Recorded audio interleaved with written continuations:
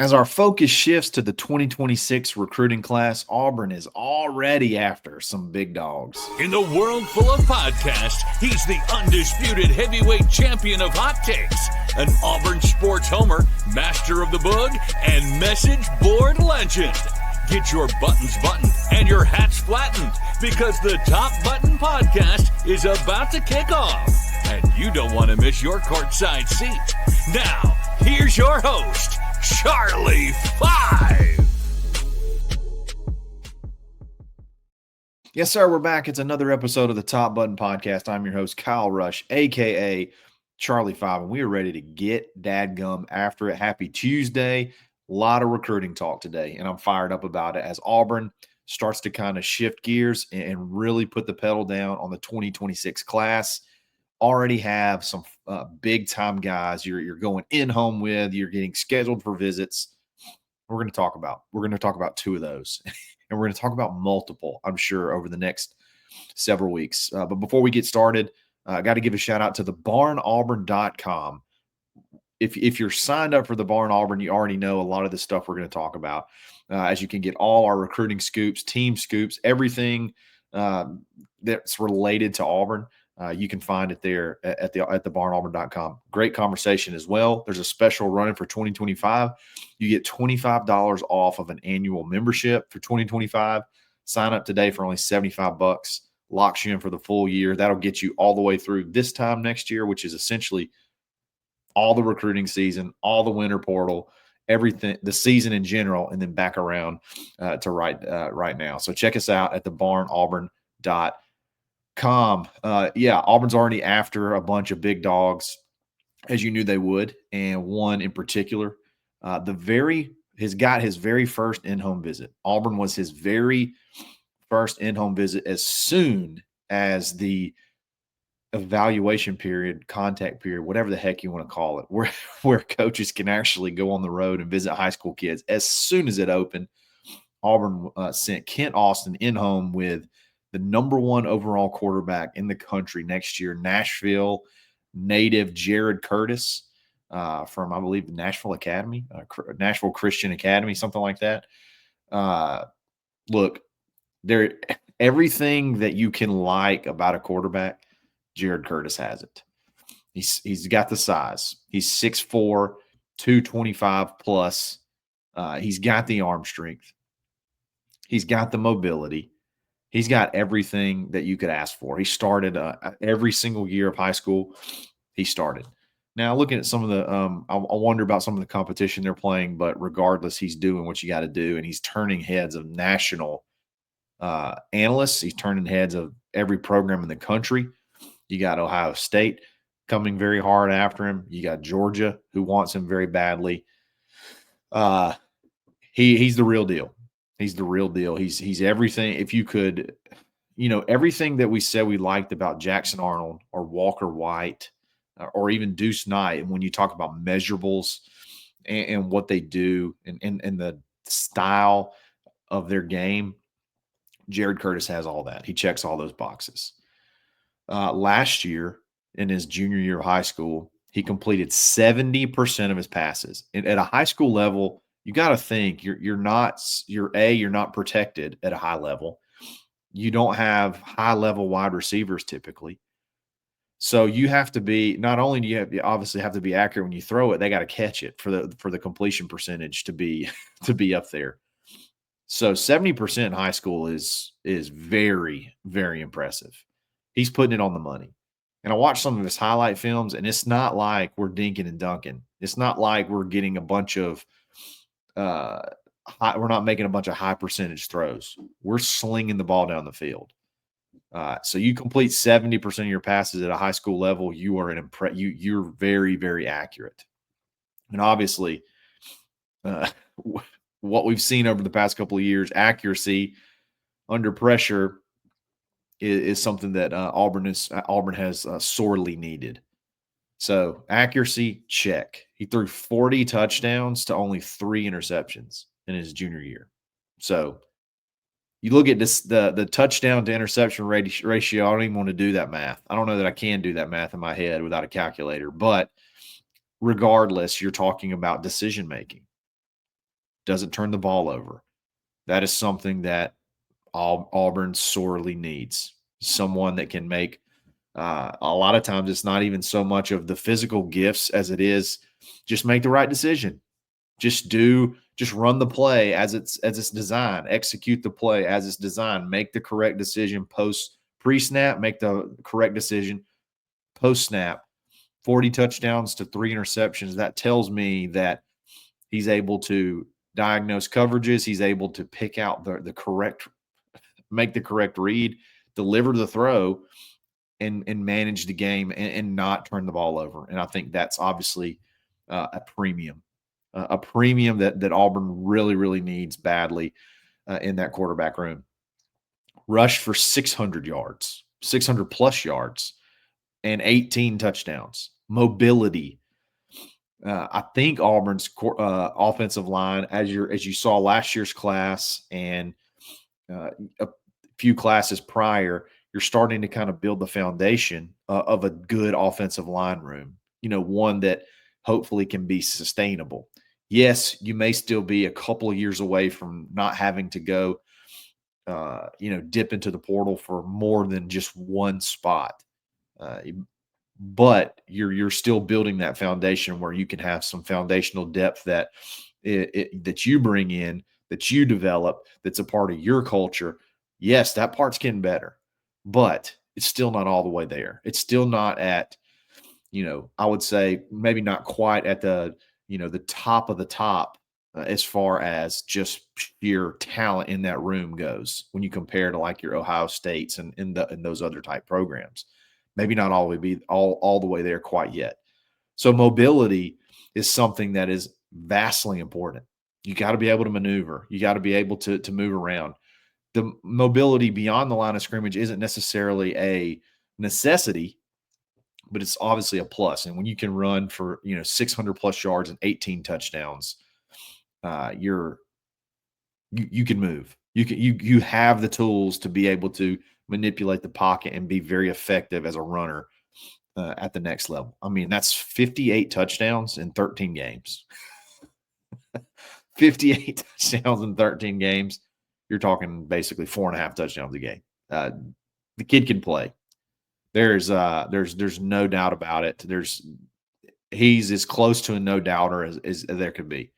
Everything you could dream of in a quarterback, if you could create a player, this would be very, very close to what you would come out with. Maybe, mine would have, a visor and wristbands everywhere you can put a wristband. You're guilty. You're guilty of that too when you do create a player. You're going to have the spat all the way up to the knee if you can. But that's just the appearance. When you talk about the traits, the size, the speed, all the attributes from the actual playing the position of quarterback, Jared Curtis has all of those. I watched some of his sophomore film. I didn't see a lot of his. I didn't see any of his junior film. Again, big arm, above average runner, very, very good runner. And then another big thing is he throws a lot off platform. So a lot of the things that I said I liked about Jackson Arnold, being able to throw at different angles, lends itself to being able to run the RPO effectively, because you're having to make quick decisions and you're making reads, and you may not necessarily be in perfect quarterback mechanic setup every single time you deliver a pass. Jared Curtis can deliver the ball at a lot of different angles, on the run to the right, on the run to the left. He can, when he's got pressure in his face, he can kind of take a step back and deliver it with accuracy and with some zip. So that's really good. The one thing that's a little bit concerning, and understand, I don't see anything but highlights. So maybe some of the better plays that he made were not RPO plays. Maybe we're just seeing the ones where they're dialing it up and he's throwing it deep. But I did not see a lot of RPO stuff in his offense. So now, granted, I didn't do just a huge deep dive. So it's not like I'm, breaking down every single game. I do think RPO experience is important. Deuce Knight had a good bit of RPO experience in high school. Again, I don't think it's like, I think it's important. I don't think it's like a 100% necessity because I think you're going to bring this guy in and you'll have time to teach him the system. But I think it helps clearly. If you have experience in the system, it makes the decision-making process a little bit easier because you're just building off of stuff that you already know. So do I think this kid do I think that's a 100% reason to avoid him? Absolutely not. Do I think it could be, take him a little bit longer than maybe someone that has experience to be able to master that craft?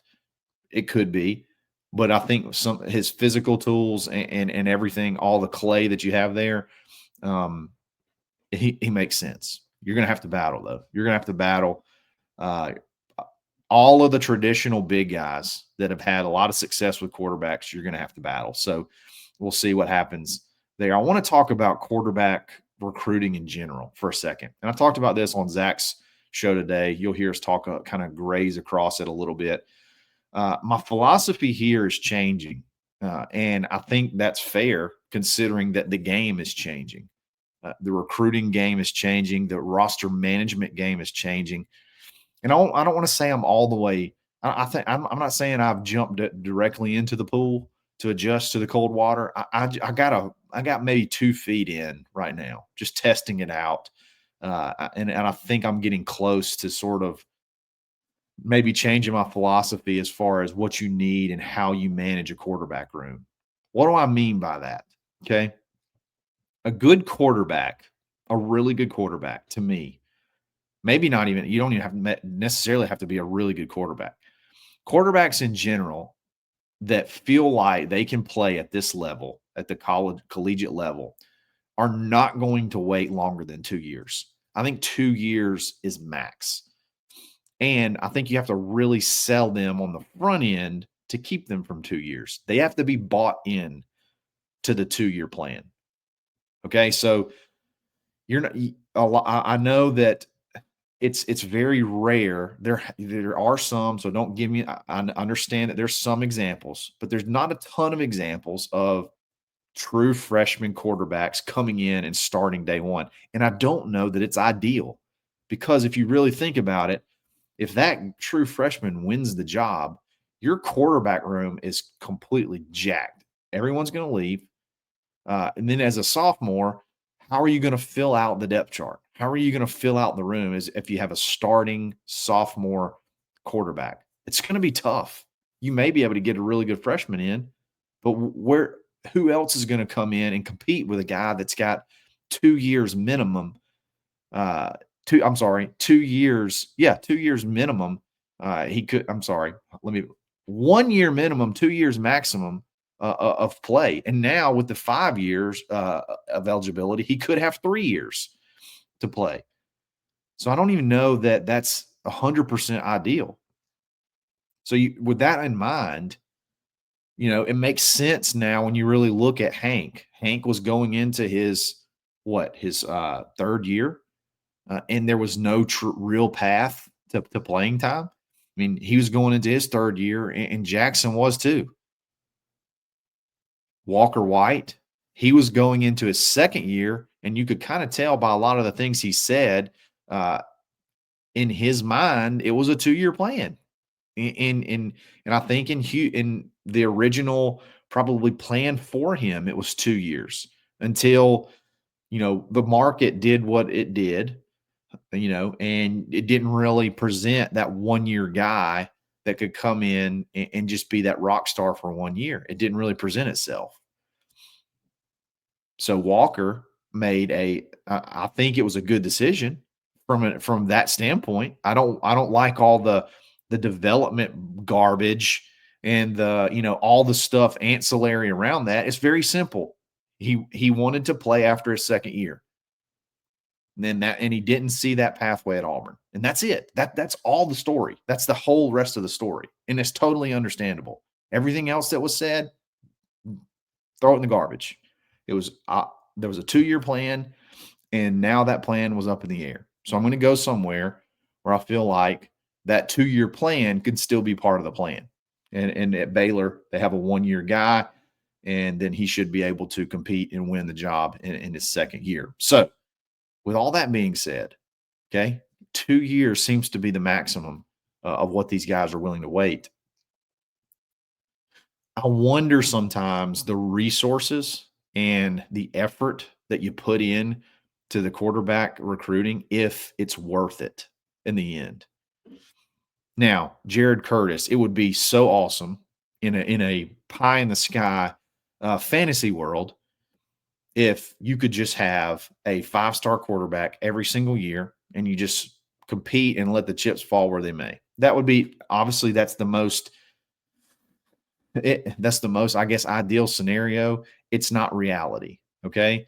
It's just not. These guys are smarter. These guys are, it's less about to me. It's honestly more about their pathway to the field. So Auburn spent their very first visit with Ken Austin to go in home with him. The very first day that you could get it in home, you were Jared Curtis's first visit. So let's walk this out. Okay. Jackson Arnold has 2 years. So that's perfect for Deuce because that's a 2-year plan. And, in theory, Jackson could go off this year and he maybe could be a 1-year guy and then Deuce steps in. So that's obviously on the table. But let's for the purpose of this exercise, let's just say Jackson Arnold has 2 years. Okay. So Jackson Arnold has 2 years. Deuce is starting his junior year. Okay. That would put Jared Curtis as a sophomore. Okay. So that means Jared Curtis is now 3 years from the field if he can't beat out Deuce Knight. You're not going to have one of those guys. Like one of those guys is not going to be there for the long haul. One of those guys is not going to be the quarterback at Auburn at some point in time in their career. If you bring in, you've already got Deuce here. If you bring in Jared Curtis, one of those guys will not finish their career at Auburn based off of just what you've seen. What you've seen is all across the country in managing a roster. So my question is, and I don't know the answer to this, is it worth it? Is it worth it to put all your time and effort into and have this guy as number one on your board? I think he is deserving of number one on everybody's board. But your situation and your depth chart matters now. So do you put all your resources into this guy and then when you could possibly have someone that you could get that's a very talented quarterback that could pop. He's got the tools to pop, but maybe you could secure him basically right away and then build around him. Quarterbacks are it doesn't matter if the 2026 class doesn't think it doesn't matter if the 2026 class doesn't think necessarily like we think and sees it like what I'm talking about right now, that one of those quarterbacks is not going to be the starter in Auburn at some point in time. And one of those quarterbacks is not going to be the starting quarterback at Auburn ever. It's basically impossible for both of them to now with the way things are. So they just want the 2026 class just wants to have a quarterback in their class so they can kind of build around and create those relationships. So I don't think anybody wants to go through what we went through last year at quarterback, even though you ended up with Deuce Knight and it was a blessing. Could have been a disaster. And the way the season played out, it's even a bigger blessing that you ended up with Deuce Knight because you had so many issues, so many missteps, or so many lost battles that led up to that, that it drug you into the season and probably honestly lost you a couple of guys. So do you take that risk with the big guy, or do you try to secure somebody that you feel like you could get? And I'm throwing out a name. I really like Landon Duckworth. I talked about it on Zach's show, the quarterback from Jackson, in-state guy, top 10 in-state, a lot of talent, just won the state championship, surrounded by a bunch of good kids on his team, would make a big impact in the state of Alabama. I'm still trying to hone in my philosophy there. So as this game develops, as recruiting develops, we'll see how that goes. I'd love to hear your thoughts. Am I just way off base here? But I worry about the money's not endless. resources are not endless. You have to dedicate your resources to reap the most maximum benefit. And I'm wondering if trying to stack top quarterback after top quarterback makes a lot of sense. Again, could be wrong. Feel like if you just miss on a guy, you just go to the portal and you can find somebody, and it's kind of the same thing. And you can be a little bit more specific about filling the correct need on the correct spot of the depth chart through the portal. So we'll see. We'll see what happens there. I went a little bit long, but I do want to talk about this last guy who's scheduled for a visit, and he is the number 2 overall prospect in the whole country, and that's Emmanuel Iheanacho. Okay, absolute monster offensive tackle, the position that's evaded Auburn as far as getting a blockbuster offensive tackle from the high school level. He's scheduled to visit for Auburn's Monster Junior Day for the home game against Tennessee, January 25th, which is going to be a blockbuster recruiting event like Big Cat Weekend-esque. So definitely be on the lookout for that. He's a no doubter. There's very few of these guys each year, maybe only 2, 3 maximum each year, where they're guys that are going to be a starting Power 5 offensive tackle at a premier program. There's only a couple of them every year. He's one of them. There's no doubt about it. I mean, he dominates every camp that he goes to. He's 6'6", 340 pounds right now. Every college in the country is going to battle over this kid, and Auburn gets him on campus. So that's obviously a huge plus, and gets him on campus early in the cycle. Offensive tackles, you have to take time. That it's not like you have to have multiple years, a multiple year relationship with a kid. And this is really the first chance Auburn's had to have a kid that they've had multiple years to build that relationship with. They've been on him since they first got here. I mean, he's been known, this kid's been a freak since he was a freshman in high school. And I think Auburn actually does have a chance here. I think Auburn does have a chance here. And one thing, the relationship piece is part of it, but the need for a left tackle next year, because you assume that Xavier Chaplin, this is going to be it for him. You're going to have a need for a left tackle. This kid would be like going and getting somebody in the portal. Going and getting one of your top tackles in the portal, that would be like this kid. You would bring him in, and you would expect him to start right away. I don't think you can go get these kids and expect these type kids to sit multiple years. Zalance Hurd, he signed with LSU. He was one of the top tackles in the country. Don't think he got to play a lot his first year. Goes to Tennessee, and now he's an SEC. He's an SEC starter, and he's probably got one more year, and he's going to be in the NFL. Those guys don't wait. You bring that when you're a 5-star plus, you're one of those 2 or 3 top tackles. You're coming in, you're ready to play. You look at David Sanders Jr. He was already taking first team reps in bowl practices. He didn't play obviously, but he was getting first team reps at bowl practice. They're expecting him to play right away. Michael Fasusi, the second tackle of this year's class that went to Oklahoma, he's going to play right away. Like those guys come in and play, and it's just like going and getting an Xavier Chaplin. These guys, they're just on a different level. So Auburn is in a really good spot relationship wise. They're in a really good spot depth chart wise, and they're in a really good spot NIL wise, because you can spend the money if it's you can spend that type of money if they're going to come in and play right away. It's really hard to stack that up and them not be playing. There's a huge drop off after him. This is not a very good offensive tackle class outside of him. Basically, there's 2 elite tackles, and then there's just a bunch of just good players, average players. So and this kid's from around here. So I think he's from Georgia. So that definitely helps. That definitely helps that Auburn in that situation. So early on in this class, you are bringing in, or you're visiting the big guns. You're visiting the guys that you have to visit to compete at the highest level. He's from Maryland. I apologize. Georgetown Preparatory Academy in Maryland. I don't know why I thought he was from Georgia. I may be getting him confused with another commit. But early on, as we shift our focus to the 2026 class, you see Auburn going big after the big dogs, and we'll see how that pays off.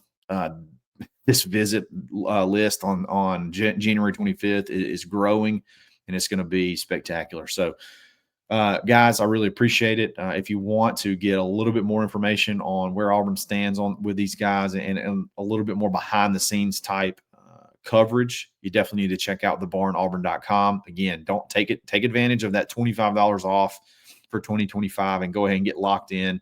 You can catch me here every day, but you can catch me there all day.